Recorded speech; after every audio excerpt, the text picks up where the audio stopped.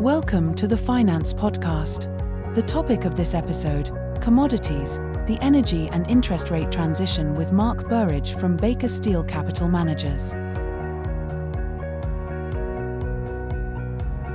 Okay, great. Hi, everyone. I'm Mark Burridge. I'm a managing partner and a fund manager at Baker Steel Capital Managers. We specialize in metals and mining equities investments, covering the precious metals and future space. Carry on with the presentation. Some disclaimers, so you know the usual disclaimers.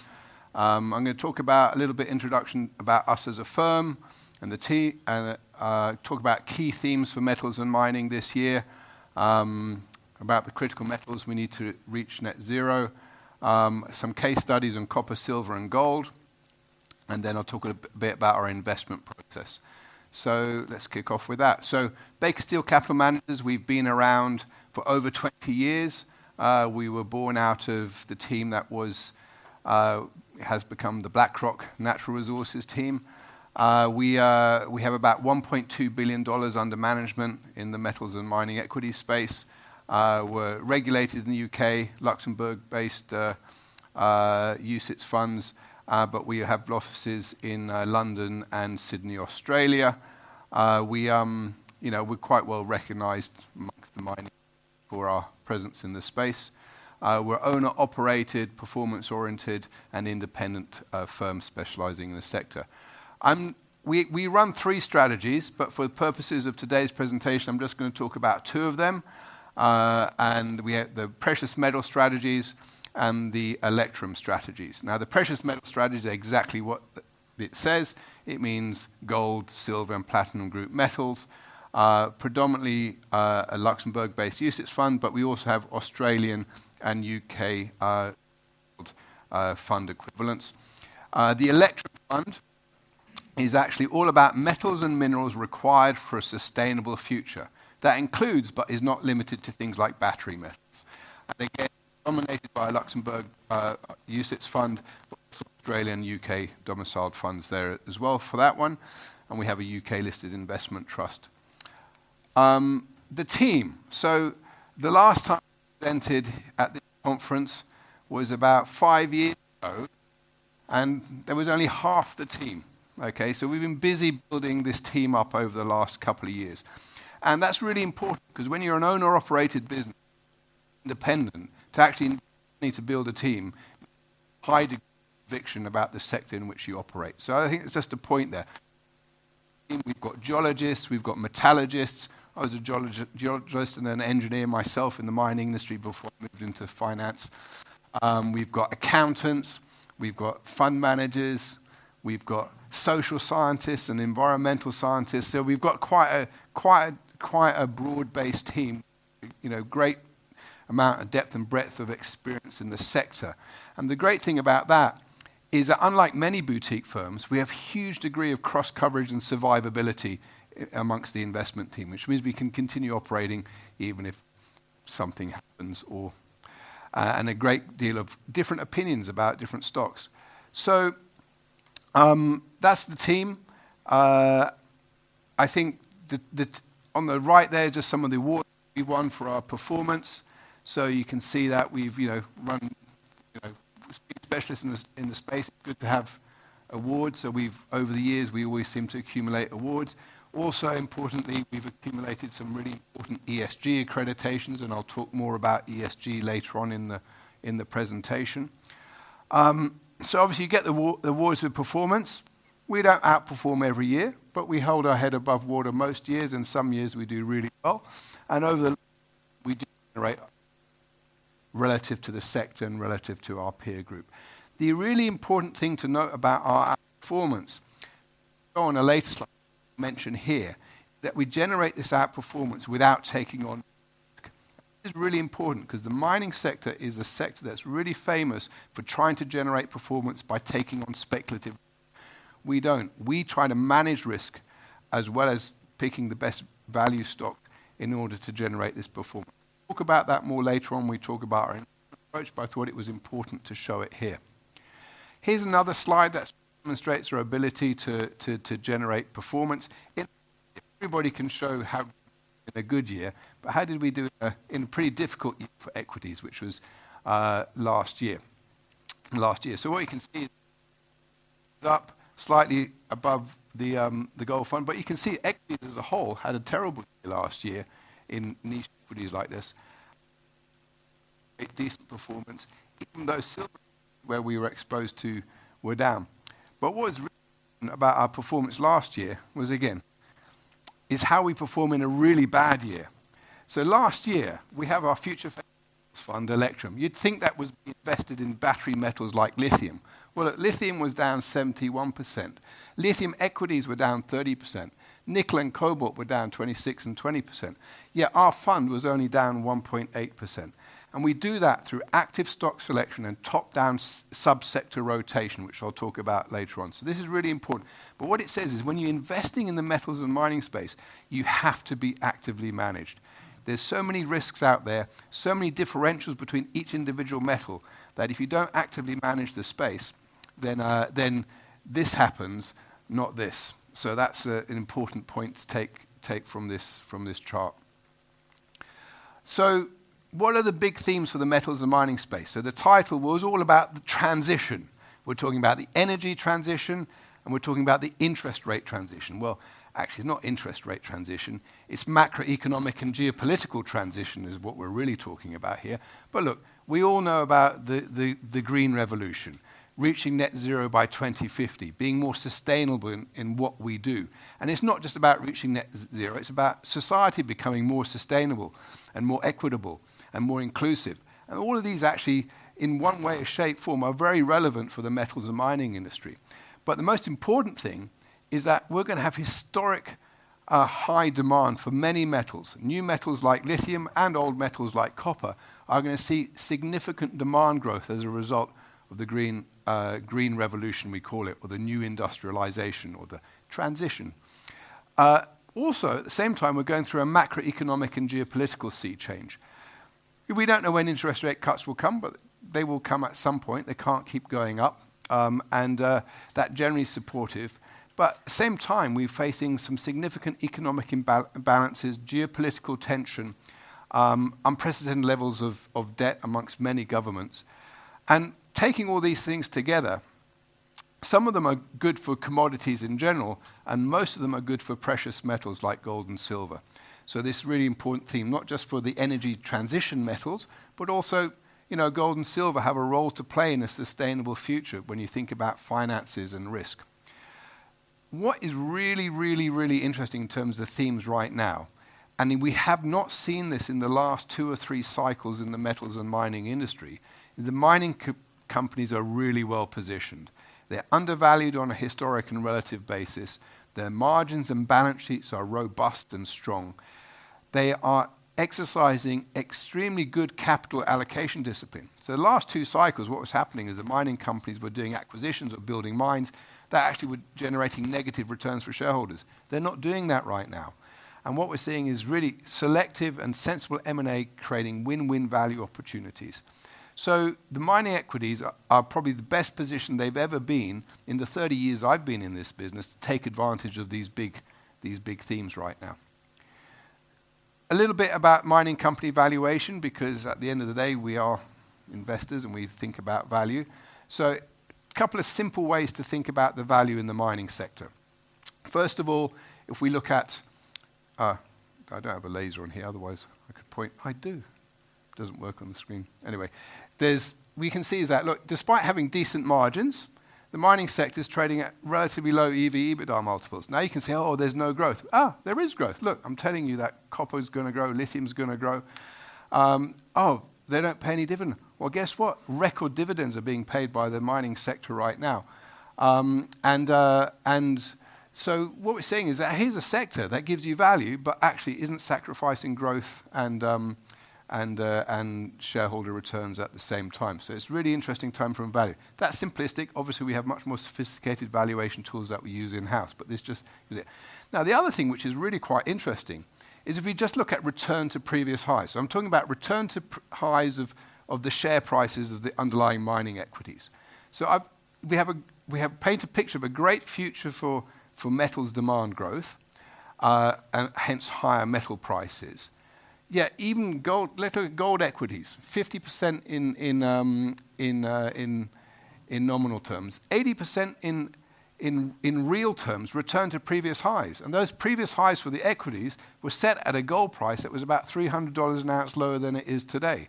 And the qualities of the mining companies have better balance sheets now than they did back then. Then you look at battery metal equities.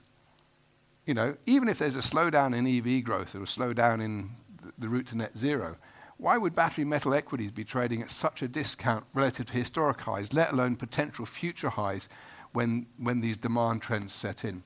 And even broader mining equities are trading at discounts. So really interesting point there in terms of the value. So I'm giving a lot of time on this in introduction just so you get a picture. So when I dive into the detail, you know what I'm talking about. Now, I'm going to talk about, first of all, I'm going to start talking about the energy transition and what metals are needed. Well, it's not just lithium, nickel, and cobalt for batteries. It's a whole variety of metals. Silver for solar panels, copper for all the circuitry. A distributed energy grid or an electric vehicle needs 3 or 4 as a traditional energy grid or traditional combustion engine vehicle. We need ferroalloys to make buildings stronger and lighter and less carbon intensive. Clean energy generation it requires rare earths for the magnets, for example, in wind turbines, as well as the same rare earths go into electric vehicles. So it's a whole host of metals. And what this means from an investment management perspective, we have a great opportunity, but we also have a lot of confusing, complicated things going on. So, should I buy vanadium today or should I buy uranium today? I don't know what. Yeah, but I do know what to buy. That's, I guess, my job. But it's difficult if you're not actively involved in the space, what metals are performing at different times. And then in the middle of this, you have a growing circular economy recycling component of the business, which is an area that we also invest in and is an increasing area for many of the companies that we look at. So here we have a great theme of demand for metals, yet commodities are still lagging broader financial assets. So why, if we need all these commodities to reach net zero, are we at such a low point compared to other financial assets? Another point on the point. The thing is that how many commodities? Look, 15 trillion capex is needed in the next decade, 30 trillion the decade after. That's 45 trillion. That's 3 times as much capex China spent in the noughties when it was going through its big growth phase, when it consumed iron ore, coal, and copper, and all these minerals to generate that big economic growth. That's going. If you think about that, how much of that is going to have to flow through to raw materials? So really interesting. Now, what this translates through is these big demand forecasts for renewable energy capacity. You know, up by 2030, we're going to need 200% more renewable energy capacity to keep on the net zero track. That 250% more solar capacity, 200% more electric vehicles. And even if electric vehicles slow down, the trend there now, and they are going to continue. We might see some more hybrids, which also use lithium and lots of copper and things like that. So what that translates through is these big demand increases for these specialty metals. Look at, over the next few years, lithium, rare earths, nickel, but not just the new metals that nobody's heard about until we had electric vehicles, but copper, one of the oldest metals we've used in the world. Guess what? We're going to need a lot more copper. We're going to need a lot more aluminium to replace steel to make things lighter and more energy efficient. Zinc, as well, uranium for nuclear energy generation, which is going to have to become a key component of reaching net zero. So a couple of case studies here. Copper.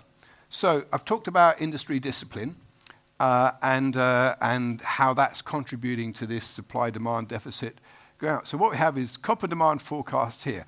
What's really interesting about copper demand forecast now, unlike the previous commodity demand cycle, it's not driven by China. Actually, for the first time in a long time, we're seeing Western demand for copper, the growth rate higher than the growth rate in China, because we're all building wind farms and solar farms and distributed energy grids, and we're going to need a lot more copper for that.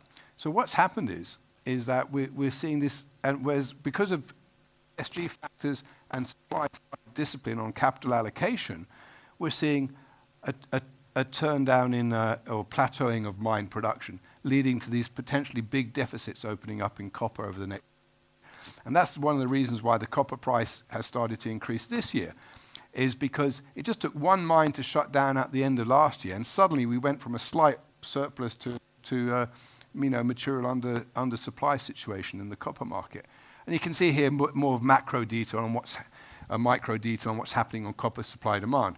We're seeing declining production, we're seeing expanding production, new mines coming on, but really not enough to offset the declining production. So it's happening.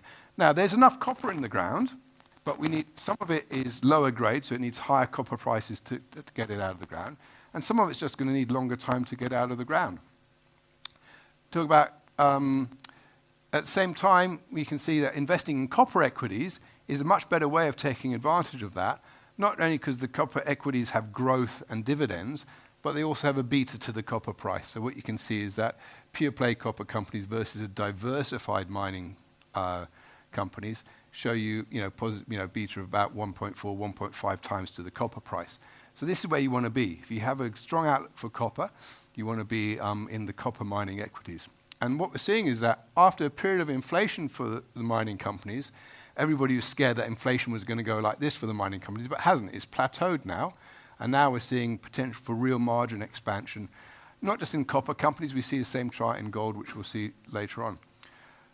So I'm going to go on to the next metal, because silver, nobody thinks about silver in context of the green energy or net zero, but it's really important because solar is probably one of the best ways to generate renewable energy, but you need silver in those solar panels. And what that means, as a result of that, we've been in a deficit, supply-demand deficit of silver for a couple of years now, and we're projecting a growing supply-demand deficit over the next few years because of that. The other main factor on silver is it also behaves as a precious metal or a financial real asset. So as you can see, there's a bit of a catch-up trade that silver has to do with gold as well. So silver is really interesting right now. Not only do you really need silver in electric cars and solar panels, but you also need, but silver has potential to catch up to its historical relationship with gold. Talking about gold is also looking really positive. Gold price set a new record recently. It's clearly entering into a new higher trading range. And for the first time, it hasn't been driven by rate cuts in the US. It's been driven by fundamental buying demand from retail investors in the US buying gold from Walmart on the one hand, and Chinese investors, central banks and emerging market central banks buying on the other hand. So even though ETC, exchange-traded gold, has fallen off, we've seen a pickup in gold demand and gold prices.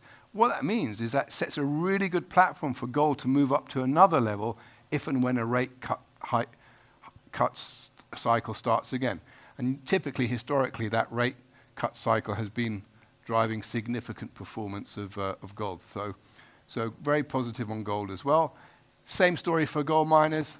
Costs did rise, but they've now plateaued, so we're seeing margin expansion. We're seeing good discipline amongst the mining companies. There's been a lot of questions, gold mining companies have become underrated relative to gold. Well, we're just starting to see that turn around now, because in the previous gold recovery cycles, we've seen the gold equities outperform gold quite significantly. And this year, in the last year, we've actually seen a little signs of that's going to happen now again. So what we're hoping is that we'll start to see that trend of gold mining equities really recover to where they deserve to be, given the strong financial shape that they're in. So that's about the metals. Investment process, I've talked about. We look for undervalued stocks but established companies. We manage risk. Stock selection has to be agile and nimble. Tactical rotation between geographies and commodities is important for us. Shareholder returns, i.e. dividends and buybacks, is important to us. Exploration development is really important, but it doesn't mean we buy small cap, micro cap exploration companies. We look for established mid cap and large cap companies that have got good exploration and development pipelines. M&A is creating real value in the sector right now, ESG critical, and engagement. We meet with our companies a dozen times a year. We go and visit the mine sites, kick the tires at industrial plants, etc.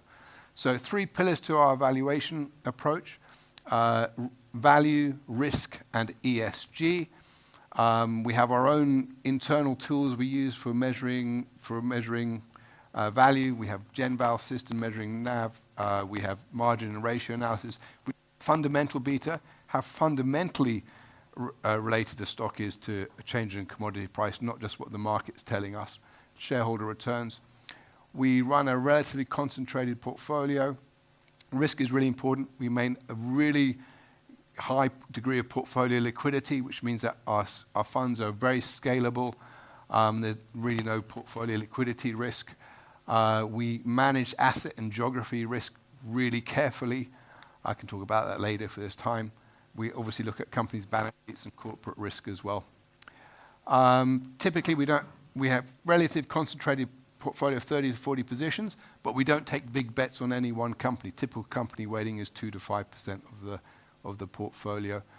ESG is really important in that process. We are probably the leaders in ESG in the mining space. We have Article 8 plus funds where we incorporate sustainability. We have a Lux Flag ESG rating with signatures of the UNPRI. We measure about 55 different ESG metrics where we're making our investment decisions around companies. And that help us decide if a company can make it into the portfolio and the weighting that the company should be at. So that's about the ESG. And what we can see is thanks to investors like us putting pressure on the companies to do better on ESG, actually we're seeing changes in things like safety, positive changes in things like diversity. So actually the mining industry is really working very hard to make positive changes right now.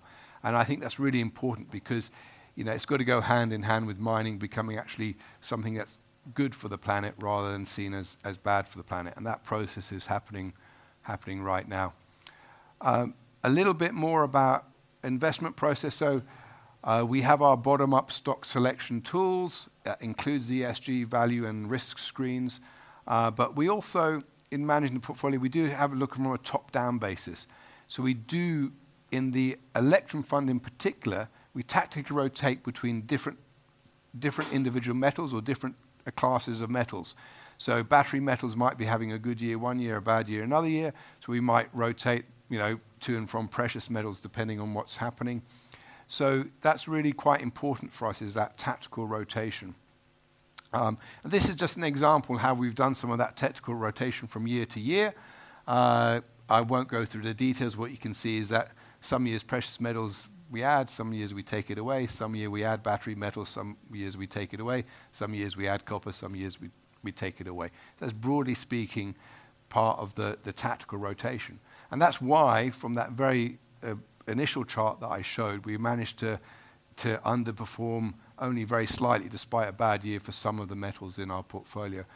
Here's another chart that just shows some of that rotation that we've done on a more sort of shorter term basis. But what that means is, coming back to portfolio performance, is that most people think that to make money in the mining sector, you can only do that by moving up the risk curve, risk going this way, right? So basically, so if you're going to get more returns, you've got to take more. Actually, no. If you manage risk and do smart stock selection and actively rotate between different geographies and commodities, you can generate superior returns, but without taking on more risk. And that's the whole point of our investment approach.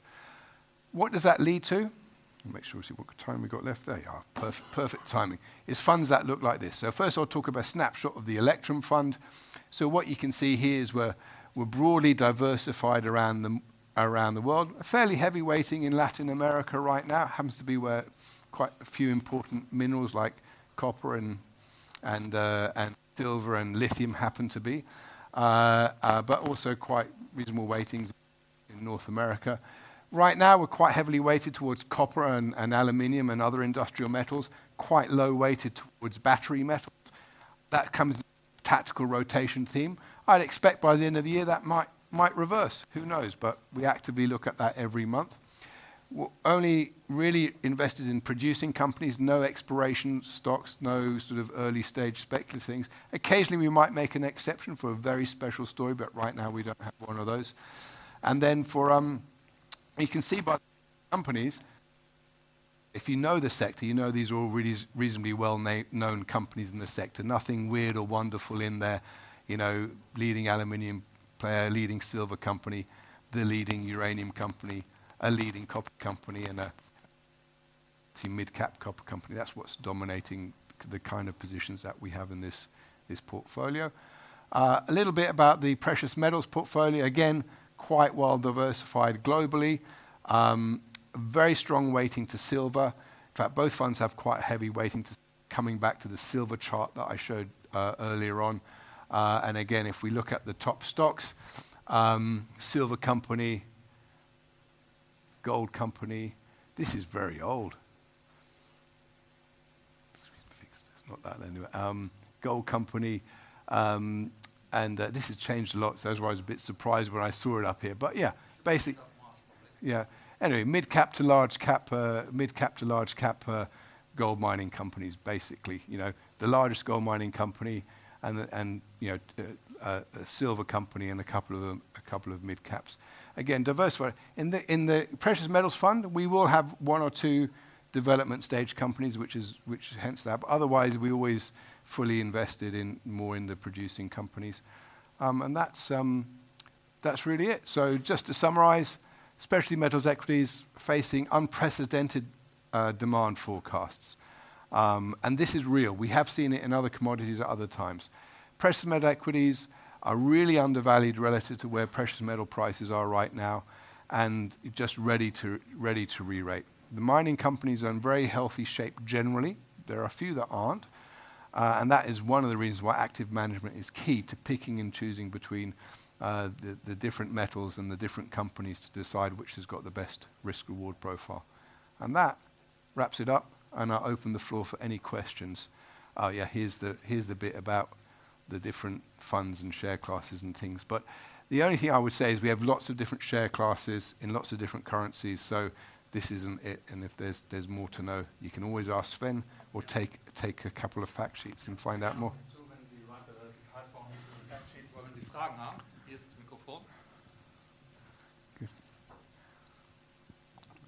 Do you expect the copper market to go into a deficit? Supply deficit? It already is in a deficit, I think. So if you roll back copper 6 months, everybody thought it was in a slight surplus. And what happened is that one mine closed down and 2 mining companies reduced their production plans for this year. And as a result of that, the forecast deficit for copper, which had been projected for 2027, got moved forward into this year. Now, it's a small deficit. It's only a 1% deficit. It's not a big deficit this year. So I think technically we're in deficit this year. And the best way that we know that copper entered into deficit was that smelting charges, which are called TCRC. So what happens is a copper mine produces something called a concentrate, and that goes to a smelter. And when those smelting charges get really low, what it means is that the world is scrambling for raw copper material. And those hit historic low points earlier on this year. So what happened is, we think that the copper market is in a slight deficit right now and projecting a really large deficit starting to open up in 3 or 4 years' time.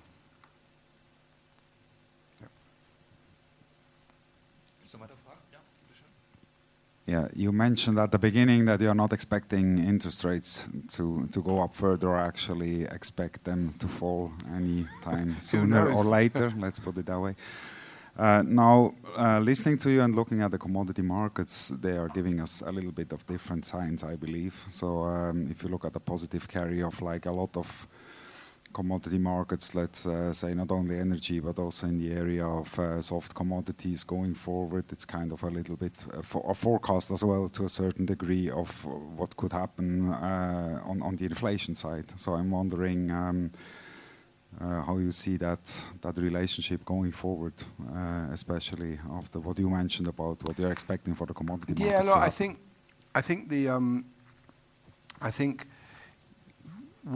what you can see is that inflation expectation is changing very rapidly. I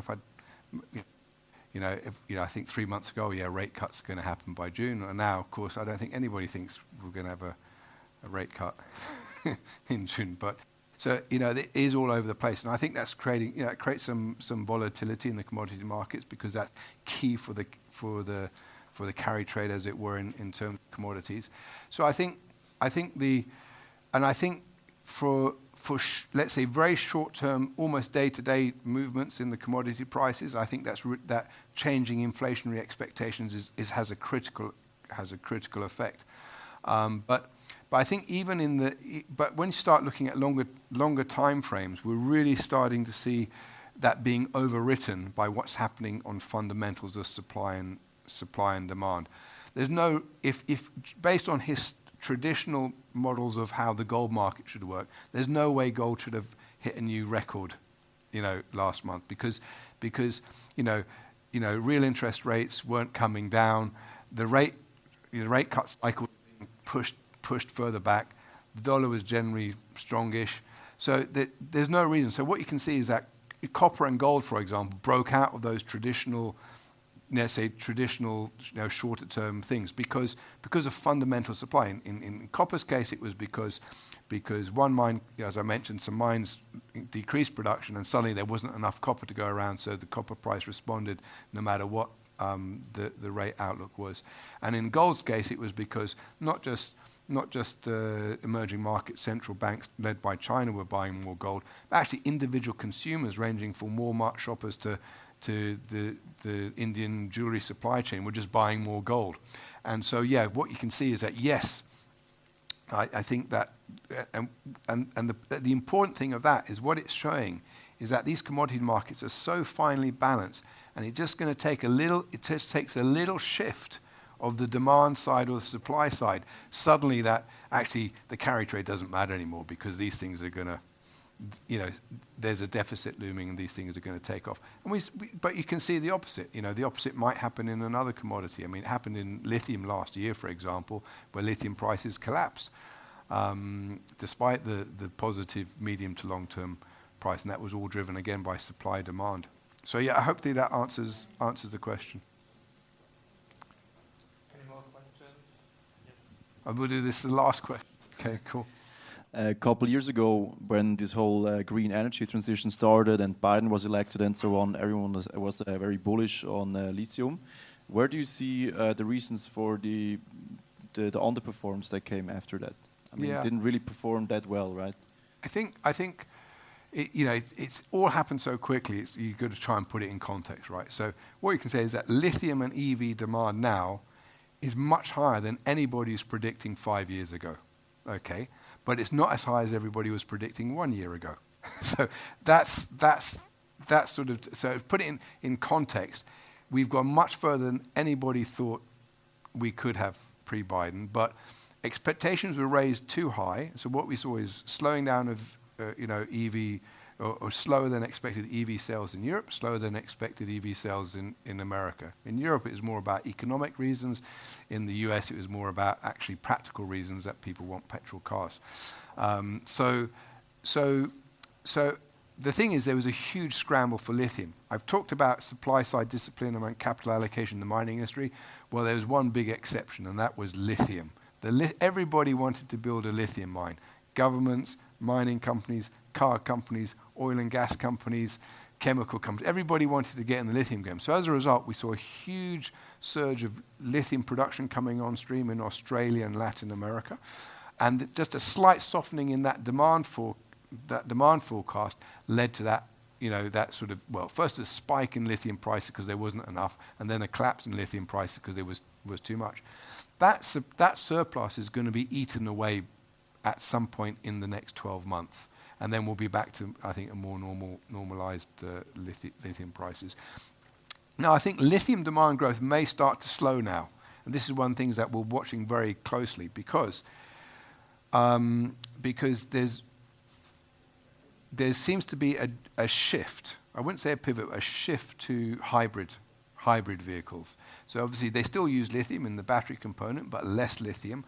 they still use rare earths and copper and things like that. So hybrids are actually quite good for many of these transition metals, but it means typically less. It means less lithium, but probably more of all the others. So we're watching that really carefully, because that's not just important for lithium demand, it's also important for platinum group metal demand. Because if we end up having this maybe an interim period of 5 to 10 years where hybrids actually sell more and EVs sell a little bit less, that actually is really important for platinum group metals, because they need platinum group metals in the auto catalysts of hybrid vehicles.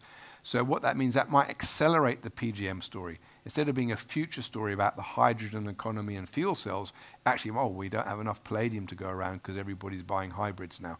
So that's an example of sort of that thing. So I've kind of talked a little about PGMs, but what I'm saying is that, for every action there's an equal and opposite reaction, and that's how we look at it from fund managers. So we might be a bit more cautious on lithium growth forecast, but the industry is taking action. So we've seen, Albemarle, for example, cut capex, cut jobs in order to react to the low prices.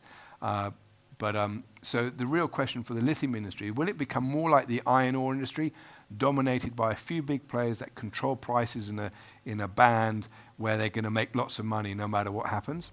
Or is it going to become more like the nickel industry, where you have one great year, one mediocre year, and 2 terrible years, and it goes in those cycles? We don't know which way lithium's going to go right now in terms of that, but we're watching it. We'll keep on top of that. Finally, the mandatory risk warning.